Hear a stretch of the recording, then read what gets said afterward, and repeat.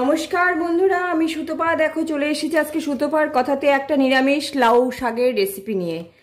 এটার মধ্যে লাউয়ের শাক, ডাটা সবই আছে, বড়ি দিয়ে, আলু দিয়ে আমি এটা করেছি। চলো তাহলে রেসিপিতে যাই। আর রেসিপিতে যাওয়ার আগে প্লিজ তোমরা চ্যানেলটাকে সাবস্ক্রাইব করে ভিডিওটাকে লাইক দিয়ে দিও। এই একই কথা বলছি। চলো এবার তাহলে রেসিপিতে যাই। এই দেখো, এটা লাউয়ের ডগাগুলো কেটে নিয়ে এসে কেমন মোটা মোটা হয়েছে, দেখেছো তো? এটাকে রান্না করবো আজকে। চলো আগে এগুলোকে আমি কেটে নিই ভালো করে, একদম সুন্দর করে কেটে পরিষ্কার করে নেই। তারপরে কেমন নতুন ডগা হয়েছে তো বৃষ্টিতে, আমার ছাদে গিয়ে লোভ সামলাতে পারলাম না, আমি কেটে নিয়ে এসেছি। চলো আগে কেটে পরিষ্কার করে নিই এগুলোকে। এই যে লাউ শাকগুলো আমি কেটে নিয়েছি। কি করে কেটেছি দেখো, এই যে ডাটাগুলো এরকম করে এক একটা, মানে এগুলো আগার দিকে ছিল তো, পাতাগুলো কেটে নিয়েছি। আর ডাটাগুলো ওরকম, এই যে ডাটাগুলো সব এরকম করে কেটেছি। আর পাতাগুলো এরকম যতটা পেরেছি, খুব বেশি ছোট তো লাউ পাতা দরকার হয় না, এরকম করে কেটে নিয়েছি। আর এর জন্য আমার দরকার হচ্ছে কাঁচা লঙ্কা চিড়ে নিয়েছি, আলু একদমই ছোট করে কুচিয়ে নিয়েছি, এই যে, আর নিয়েছি বড়ি, এগুলো কলাইয়ের ডালের বড়ি, খুবই হালকা একদম। দেখো এই কটা জিনিসই আমার দরকার, আর কিছু দরকার নেই। এদিকে কড়াইতে দেখো জল বসিয়ে দিয়েছি। এটা খুবই হালকা রান্না, কিন্তু আমার খুব ভালো লাগে। যারা লাউ শাক পছন্দ করে তাদের খুবই ভালো লাগবে এই রেসিপিটা, আশা করি। এই জলটা ফোটার জন্য আমি অপেক্ষা করছি। এটা কিন্তু ভালো করে ফুটবে, সবে ফুটে উঠলেই অফ করে দেবো তা কিন্তু হবে না। আর দিয়ে দিচ্ছি জলের মধ্যে লবণ, আর কিছু দেব না।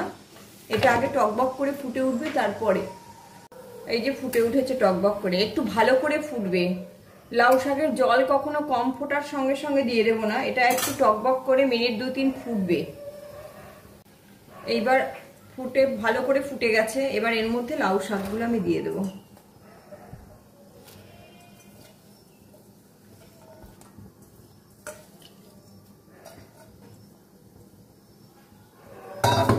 দিয়ে এটাকে একটু নাড়াচাড়া দেবো। এবার সব শুদ্ধ ফোটার জন্য একটু অপেক্ষা করব আমি। এটাকে একটু ঢাকা দিয়ে দেব, এই যে ঢেকে ফোটাবো, তাহলে তাড়াতাড়ি ফুটবে এবং ফোটাটা ঠিকঠাক হবে। এই দেখো, 1 মিনিটও হয়নি, ফুটে উঠেছে। এইভাবে একটু মিনিট 2-3 ফুটবে, খুব বেশিক্ষণ না, 2-3 মিনিট ফুটবে এটা। এই যে দেখুন 2-3 মিনিট ফুটেছে, পুরো সিদ্ধ হয়ে গেছে। এবার এগুলোকে ঢেলে নেব, নামিয়ে নেব। কড়াই বসিয়ে দিয়েছি, কড়াইতে খুবই তেল দেবো। ওই বড়ি ভাজতে ঠিক যেটুকুনি তেল লাগবে সেইটুকু তেল দেবো, তার বেশি লাগবে না। ওই 2 চামচ মতন হয়নি, 2 চামচ মতনই তেল দিলাম। এবার এর মধ্যে ফোড়নে দেব কালো জিরে। লাউ শাকে অন্য কিচ্ছু দেব না ফোড়নে, যেহেতু এটা নিরামিষ করবো তাই এর মধ্যে আর কিছু দেব না। কালো জিরে দিয়ে দিলাম বড়িগুলোকে কিন্তু ভেঙে ভেঙে নিয়েছি, কলাইয়ের ডালের যে বড় বড়িগুলো সেইগুলো।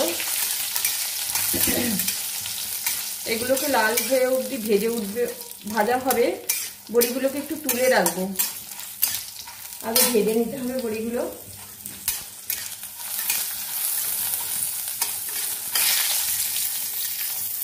এই যে বড়িগুলো মোটামুটি ভাজা হয়ে গেছে। এবার এগুলোকে তুলে নেব, তেলটা রেখে দেব, ওই তেলটার মধ্যেই রান্না করব।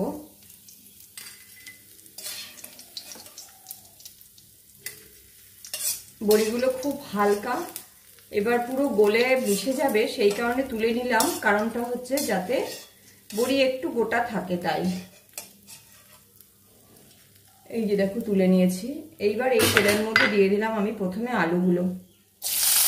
আলুটাকে লাল লাল করে ভাজবো, একদম ভাজা আলু যেমন করে খাই আমরা, ঠিক সেরকম করে ভাজবো। নেড়েচে এর মধ্যে হালকা লবণ আর হলুদ দেবো, অল্পই দেবো লবণ, লাউ শাকে লবণ দেওয়া আছে, সেই হিসাব করে লবণ দিলাম।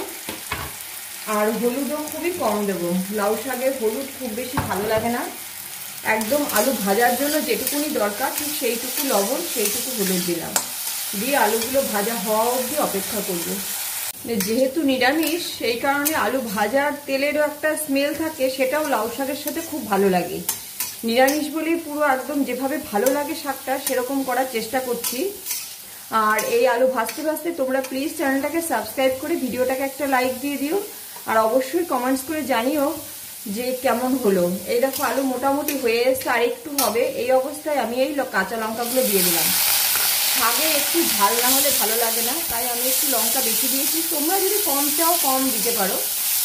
এবার এই সব শুদ্ধ একটু ভাজা হবে, ভাজা ভাজা হবে। এই যে ভাজা ভাজা হয়ে গেছে মোটামুটি, এই অবস্থায় বড়িগুলোকে ঢেলে দিলাম। দিয়ে এইবার এই শাকগুলো দেবো, শাকের জলটা একটু বাদে দেবো।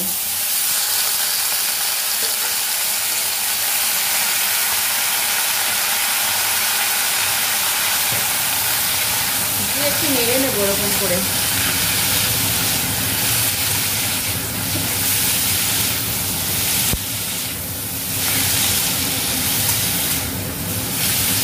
এইবার শাকের জলটাতে কি করবো দেখো, এটা এই অবস্থায় থাক, গ্যাসটা কমিয়ে দিই।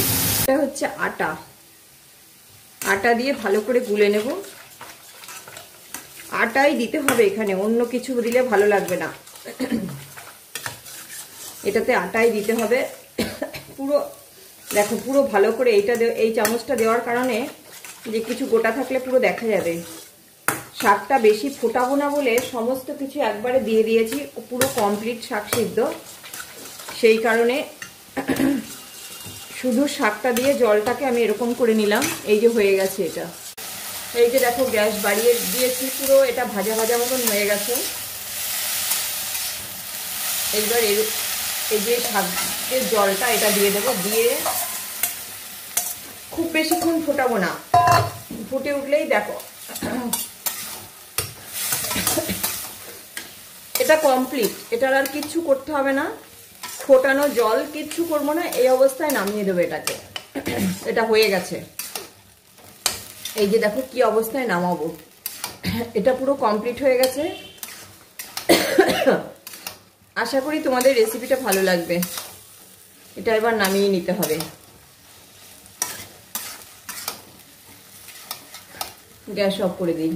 এটা এখন নামিয়ে নিয়েছি। কেমন লাগছে বলো, অবশ্যই বলবে কিন্তু কেমন লাগছে। দারুণ টেস্ট হয় কিন্তু, অবশ্যই করে খাবে আর আমাকে কমেন্টস করে জানাবে।